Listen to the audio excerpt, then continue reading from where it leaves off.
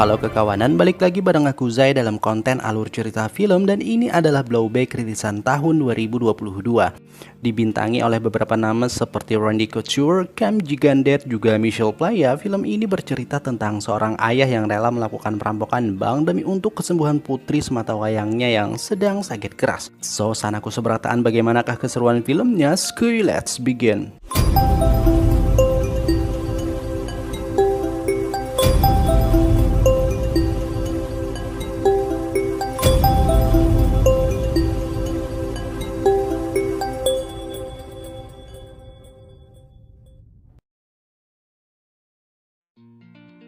Cerita bermula di sebuah rumah sakit dengan memperlihatkan seorang pria bernama Nick tengah menemani sang putri yang sedang sakit keras, di mana untuk kesembuhannya Nick harus menyiapkan uang yang berjumlah sangat-sangat besar. Kemudian demi kesembuhan sang putri, hari itu Nick langsung menemui temannya Ryan untuk membicarakan tentang rencana merampok sebuah koper milik Mr. Valenti berisi dompet kripto dengan nilai fantastis yang saat ini sedang disimpan dalam bank tempat Ryan bekerja. Ryan meminta Nick agar segera menjalankan rencananya, karena selain benda itu sudah akan dipindahkan sang pemilik menggunakan mobil lapis baja, sekarang ia juga telah memiliki buyer yang mau membeli benda tersebut. Lanjut, setelah berpisah dengan Ryan, tugas Nick tinggallah mencari sebuah tim untuk menjalankan rencananya. Maka dari itu ia pun lantas menemui Veronica, mantan kekasihnya dulu yang sekarang mempunyai pacar baru dari kalangan penjahat kelas kakap bernama Jack. You think Jack would be interested in this? You doing this for Emma? Yeah. I'll see what I can do. Thank you. Malam harinya pertemuan pun dilakukan antara Nick dengan teman hackernya Sander dan Veronica dengan Jack serta 3 bawahannya yaitu Willis, Jerry, juga Sullivan. Nah, sebelum menjelaskan rencana perampokannya, Nick membuat kesepakatan dulu dengan Jack kalau nanti ia hanya meminta sebuah koper yang ada dalam kotak nomor 23, sementara yang lain boleh mereka ambil semuanya. Singkat cerita, besok harinya tepat jam 2.30 setelah manajer bank keluar dari kantornya, rencana pun dijalankan setelah sebelumnya juga menerima instruksi dari sender yang sudah mengalihkan para polisi serta mengubah kamera CCTV.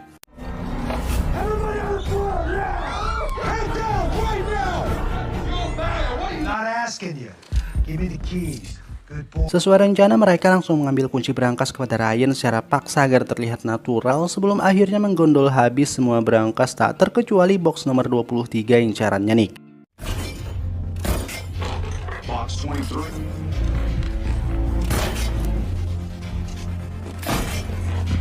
Kemudian setelah menerima info dari sender kalau para polisi sebentar lagi akan tahu kalau sekarang tengah dialihkan, mereka semua bergegas keluar kecuali Jerry yang di luar dari rencana malah balik buat ngebunuh Ryan. Tapi untungnya ia masih sempat balik ketika para polisi baru sadar kalau saat ini mereka sudah ditipu karena tiba di bank yang salah.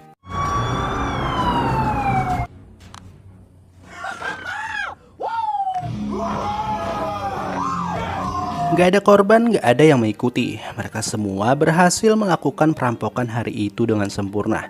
Kemudian malam harinya di sebuah tempat gelap gulita mereka berpisah satu sama lain dan akan bertemu lagi setelah nanti suasana sudah aman. Lalu tepat saat Jack bersama Veronica pergi duluan meninggalkan tempat ini, Nick mendapati kalau ban mobilnya sudah bocor dan ia ternyata dikhianati. Dari belakang, Jerry menembakkan pistolnya secara membabi buta hingga membuat Nick jatuh ke jurang kecil terkapar nggak berdaya.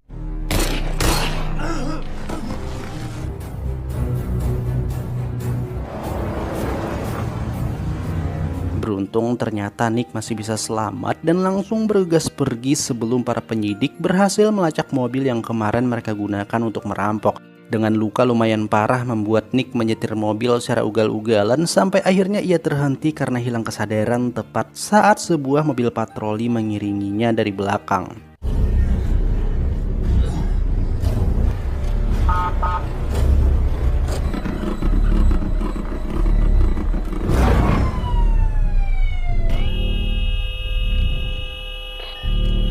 Beberapa hari telah berlalu. Di rumah sakit yang sama dengan putrinya dirawat, Nick kini sudah bangun dari komanya dan langsung dihadapkan kepada 2 polisi yang bertanya kenapa dia sampai seperti ini. Nah, agar 2 polisi yang juga menyelidiki kasus perampokan kemarin segera pergi, Nick mengaku kalau dia telah dibegal oleh beberapa perampok ketika bannya bocor di tengah jalan. Selanjutnya setelah kepergian dua penyidik tersebut, Nick lantas mencari cara supaya bisa keluar dari rumah sakit secepatnya dengan pergi ke ruang ganti milik karyawan. Sementara itu di tempat lain pada waktu bersamaan, Jack bersama Veronica yang tengah menikmati liburan sekaligus sembunyi dari penyelidikan tiba-tiba mendapatkan telepon dari Jerry yang gak yakin kalau Nick benar-benar telah mati. Untuk itu mereka pun sepakat buat menyuruh Willis pergi ke rumah sakit memeriksa ruang perawatan anaknya Nick, karena kalau memang ia masih hidup, Nick pasti berada di tempat itu. Singkat cerita, dengan membawa sebuah hadiah kecil, Willis pun pergi ke rumah sakit. Cuman karena nggak melihat adanya tanda-tanda keberadaan Nick, ia pun pergi lagi tanpa tahu kalau Nick ternyata sempat melihat aksinya barusan. Kemudian setelah menjenguk sang putri, Nick langsung pergi meninggalkan rumah sakit membawa hadiah kecil pemberian Willis dengan dijemput oleh sahabat setianya yaitu Sander. I'll be back, okay? You think Jack and Veronica are in on it? Di mobil, Nick meminta Sander buat menjaga anaknya di rumah sakit, sementara dia akan melakukan balas dendam sekaligus mengambil koper yang memang harus jadi miliknya. Berpindah ke tempat lain di kantornya, para polisi masih terus menyelidiki kasus perampokan kemarin dan mendapat sebuah informasi kalau salah satu brankas di bank itu adalah milik pengusaha kaya bernama Mr. Valenti, di mana sekarang pengacara beliau yang bernama Mr. Cameron tengah berusaha buat mengklaim asuransinya sebesar 2 juta US dollar. Cuman meskipun begitu, mereka tetap menemukan jalan buntu dalam mengungkap kasus perampokan tersebut. Lanjut, kita berpindah lagi kepada Nick yang akan memulai rencana balas dendamnya dengan mengincar Willis karena sudah berani mendatangi putrinya di rumah sakit. Singkat cerita, Nick menyelinap ke dalam mobil Willis lalu membuatnya setengah lumpuh menggunakan stun gun. Nick memaksa Willis buat buka mulut di mana kopernya disimpan, akan tetapi karena nggak tahu, ia pun hanya mengatakan kalau ini adalah ulahnya Jack. Mendengar itu, Nick malah jadi tambah emosi, bahkan sampai secara nggak sengaja membunuh Willis sebelum mendapat informasi di mana keberadaan Jack.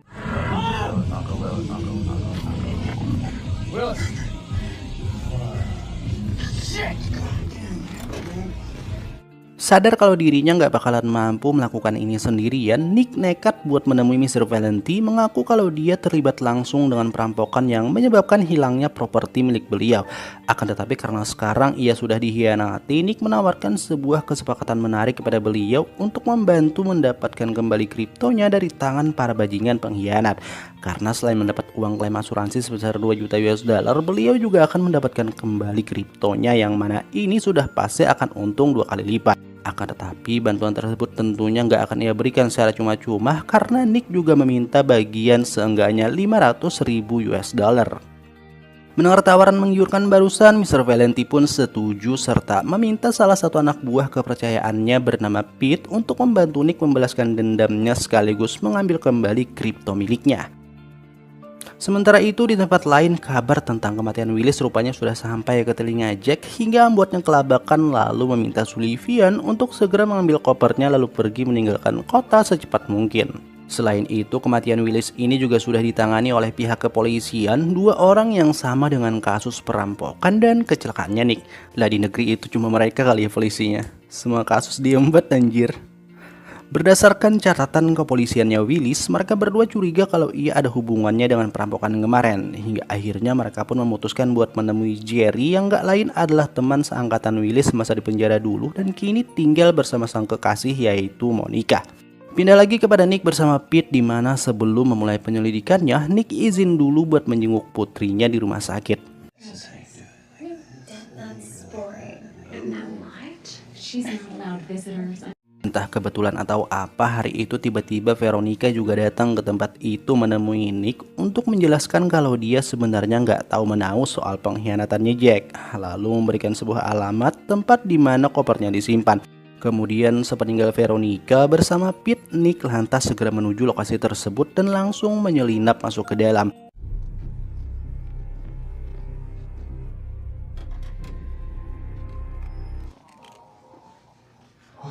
Di rumah super berantakan yang ternyata adalah milik ibunya Jerry, mereka berdua berusaha mencari sesuatu. Sampai akhirnya gak lama kemudian Sullivan tiba-tiba juga masuk ke sana untuk mengamankan koper sesuai perintah Jack, hingga mereka berdua langsung mengejar serta menyergapnya saat itu juga.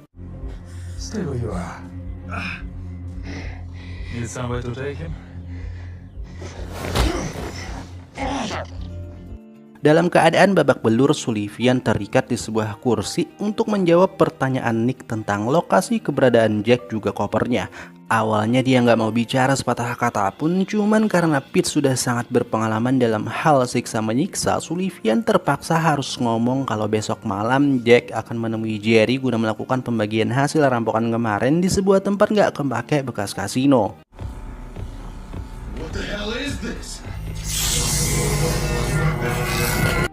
Sementara itu di tempat lain, dua polisi kini sudah berhasil melacak kediaman pacarnya Jerry yaitu Monica dan mendapat sebuah alamat baru yang gak lain adalah tempat tinggal ibunya Jerry. Singkat cerita, mereka berdua pun segera mendatangi alamat tersebut bertepatan saat Jerry tengah mengambil kopernya guna untuk diserahkan kepada Jack ketika pertemuan nanti.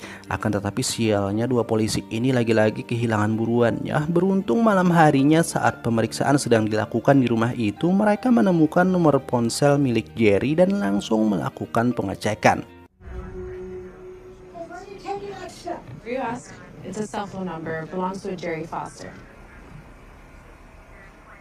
Sementara itu di tempat lain tampak kalau Jack bersama Veronica tengah bersiap untuk pergi ke pertemuan, begitu juga dengan Jerry yang sudah dalam perjalanan.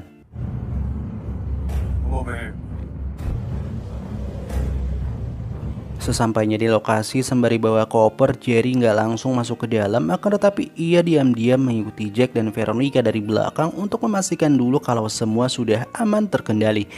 Di dalam, betapa terkejutnya Jack ketika melihat Sullivan sudah dalam kondisi mengenaskan terikat di sebuah bangku. Belum sempat ia bisa menebak-nebak apa yang sebenarnya terjadi, Jerry yang keburu emosi menyangka kalau ini adalah ulahnya Jack langsung melepaskan tembakan secara membabi buta hingga membuat Jack terpaksa harus melawan dan Jerry tewas saat itu juga.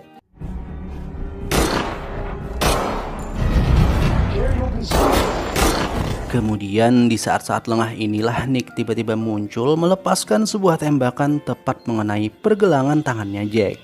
Cuman itu tentunya masih belum cukup untuk membuat Jack mati, akan tetapi bukannya membalas Nick, Jack malah melepaskan tembakannya kepada Veronica karena tahu kalau Nick masih menyimpan rasa kepadanya. Melihat itu Nick pun langsung menembak Jack untuk kedua kalinya lalu lari menghampiri tubuh sekarat Veronica.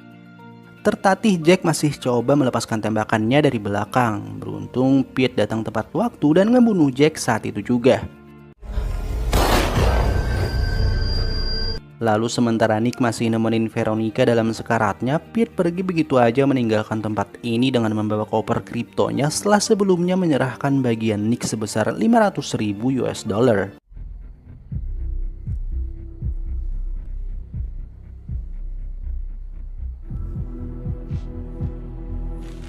Selanjutnya para polisi yang juga sudah berhasil melacak tempat ini kemudian tiba di lokasi dan masuk sesaat setelah Nick pergi lewat belakang dijemput Sander.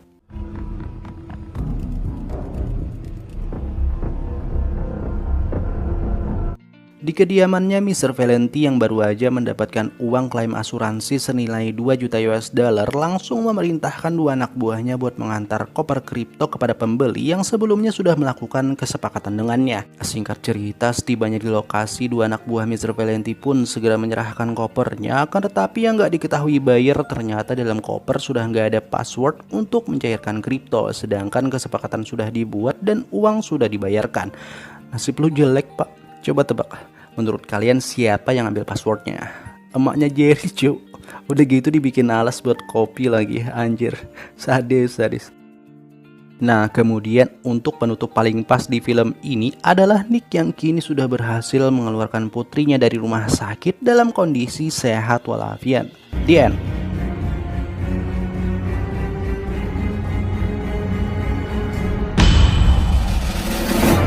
So guys, itulah tadi alur cerita dari film berjudul Blowback. Gimana nih menurut kalian? Komen ya di bawah. Well, sampai jumpa di konten alur cerita selanjutnya. Aku Zai pamit, see you.